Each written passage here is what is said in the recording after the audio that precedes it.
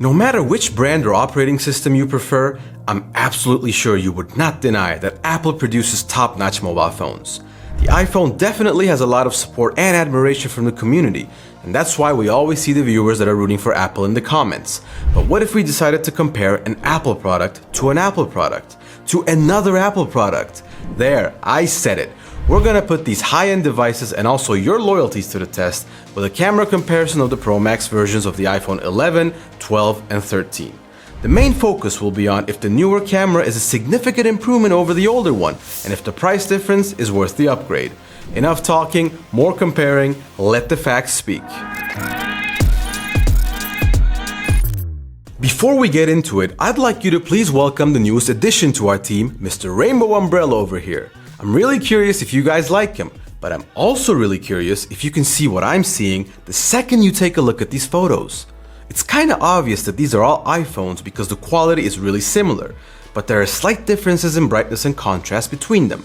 This in turn really starts to affect the details in the pictures the more you zoom into it. Low brightness means you're gonna start seeing some pixels and grain, and high brightness means that the visuals will most likely have a bland look with a lack of detail. The perfect combination of the two, however, means you're gonna get the photo on the right, which belongs to the 13 Pro Max. I don't want to take too much away from the Pro Maxes of the 11 and 12 though, since the issues start being problematic only when the zoom is increased too much. In instances that it isn't, like in the ultrawide setting, you really don't see any difference. Because if you do, you might be a falcon, or maybe an eagle. The phones give us pretty much identical photos besides the slightly brighter yellow tones in the 12 and the 13, but the same can't be said when we take a look at the max zoom setting. The 11 is unable to process the lighting accurately, and the 13 has the same issue as in the previous videos, where the image turns into an oil painting when the zoom goes over 5x. The 12 looks a little grainy, but do I dare say that it looks slightly better than the 13? Or am I overthinking? I think I'm overthinking. I'll leave it up to you to decide at the end of the video so that we can move on to my favorite activity, looking at pictures of myself taken in portrait mode. We wanted to mix things up a little bit with the backgrounds and the umbrella, since we believe that Apple's advanced software should be pushed as far as it can go to give it a chance to impress. And boy, does it impress. The white balance, contrast, saturation, sharpness, and the bokeh effect all look great. One of my favorite attributes of the iPhone is that I don't think I've seen a better bokeh effect applied by any phone software so far. Even if you're a picky person that can find fault with the smallest things, the background blur is just so accurate that it can boost the score of any photo taken in portrait mode. There were a couple of times where the 11 software didn't blur the background immediately, and I found the 12 and the 13 to be quicker and more responsive.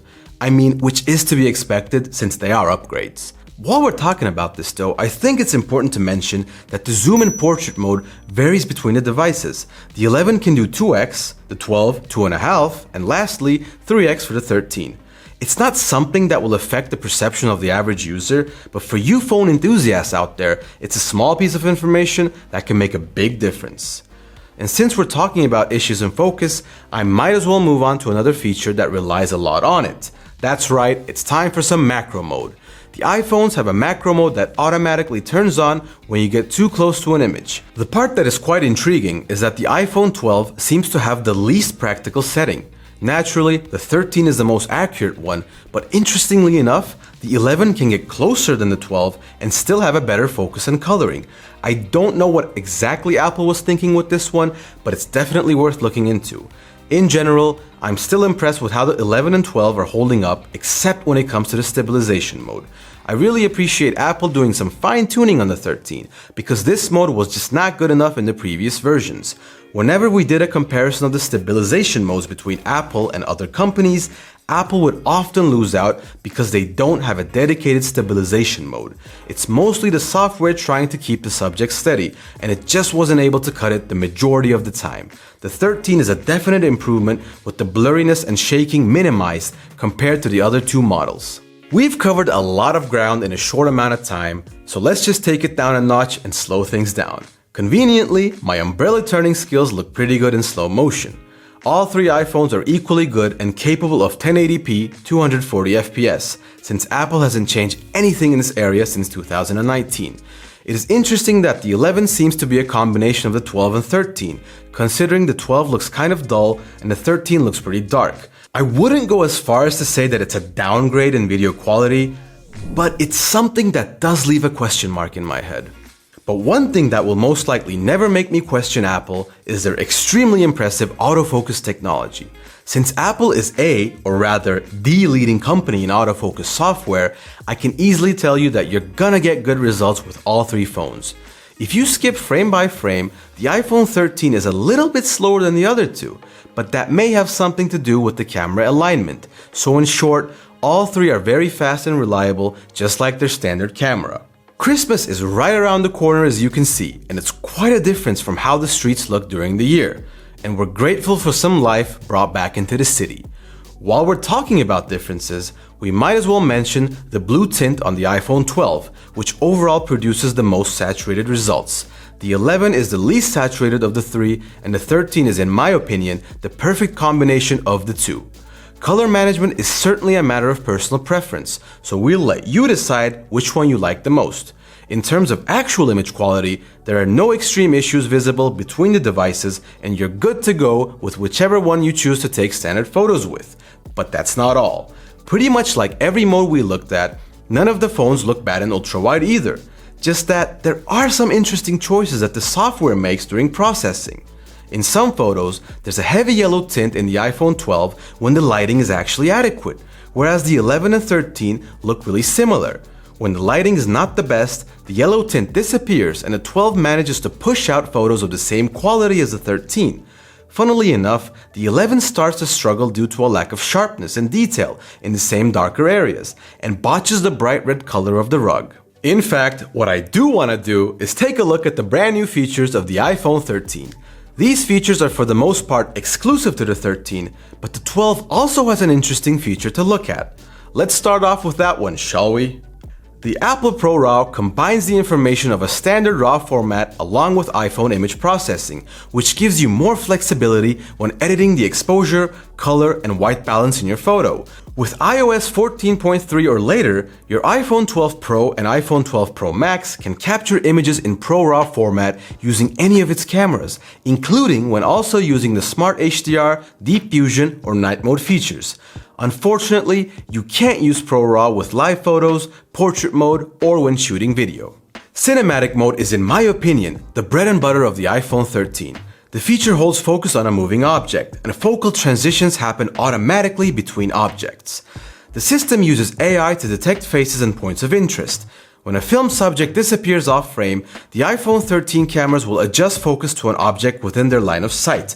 For example, if you're shooting two people, one close-up and one farther in the background, you can decide to focus on either one of their faces at any point in time, either while filming or later on when you're editing. This is an amazing feature for even the casual user, as it looks incredibly fun to play around with friends and family, and also pets and other moving objects. Lastly, we've got photographic styles. This feature takes advantage of the ability of modern image processors in order to identify different elements in a scene, people, objects in different planes, sky, etc., and then applying effects differently to each of them, similar to what a photographer or image editor would do in the post-processing stage. One advantage of this technique is that it has the power to maintain natural skin characteristics, for example, while increasing color saturation on objects around the persons in the foreground. But for now, let's get back on the streets and see if I can find more interesting things to do to keep you entertained. Not sure if this is entertainment or Grand Theft Auto, but I just really like the color of this bike because red gives you a good understanding of how a smartphone camera is able to decipher different tones. The color correction is top tier, and I think it's fair to say that all three of the iPhones are holding up quite well in outdoor video. There are a lot of impressive sights around Berlin, but let's not get distracted and focus on the videos. Outside, the iPhone 12 seems to have a blue tint in the background, which is easily visible when you take a look at the sky, but I don't believe it takes away anything from the quality. Inside, the difference is even more minimal, aside from the slightly brighter tones in the 12. I'm having a really hard time differentiating between the three when it comes to video, which just shows how good the 11 is that it wasn't able to be improved drastically over the next two versions. This is also true for the ultrawide camera, and all three devices continue to uphold a respectable quality.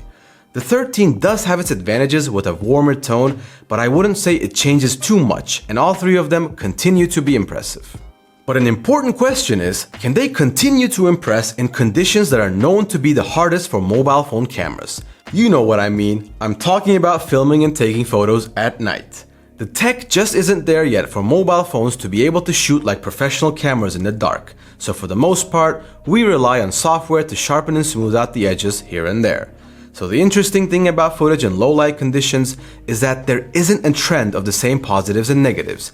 What I'm trying to say is that if one phone takes the best picture in one setting, it can take the worst picture in the next. One thing I can say for certain is that the attention to detail and accurate usage of sharpness of the 13 continues to be a plus. However, the 12 does not seem to be a huge improvement over the 11 in some settings. In fact, the 11 has a better usage of sharpness and shadows than the 12 in some photos, which is quite confusing. I should mention though that in the ultra-wide setting, there is no night mode for the 11, so keep that in mind while you're looking at the pictures. Now, the moment you've all been waiting for, the verdict. I personally don't think there's an insane difference between these three cameras and their softwares overall, and while the 13 is a definite improvement and a recommended upgrade over the other two, I don't think the 12 manages to shine enough to completely overtake the 11. If you don't have an iPhone or have a pretty old one and just want to upgrade, you can definitely check out your budget and go for the 13 if you have the cash.